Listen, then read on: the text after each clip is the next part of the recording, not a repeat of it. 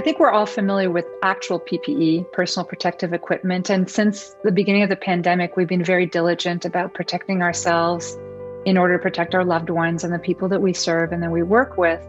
But we started realizing that there was also a need for psychological protection. And what that means is not protecting ourselves from the suffering of others, but finding strategies to be grounded and remain present so that we can stay well while doing this work. When we're listening to people's stories of suffering, when we're seeing people in pain, it undoubtedly has an impact on us.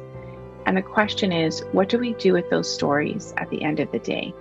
How do we metabolize them? And how do we keep ourselves well so that we can be present with others in their suffering without taking it on ourselves?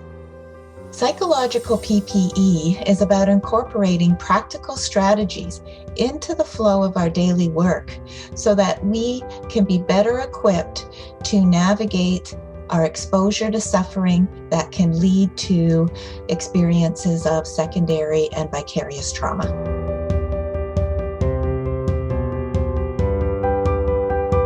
It's important for everyone who works in environments that have high levels of stress and exposure to kind of difficult or traumatic stories. And there's some obvious jobs like frontline workers, first responders, people in healthcare, and so on.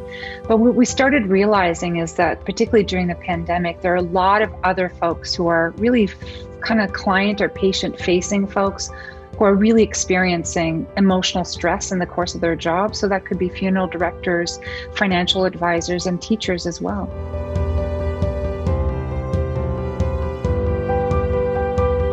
Each month, we add new discussions and skills. We also add a list of resources that we use to help us stay grounded and well while doing our helping work. So folks can log on at any time and explore such topics as taking stock, pausing and resetting, stigma and the stiff upper lip, understanding boundaries and setting limits.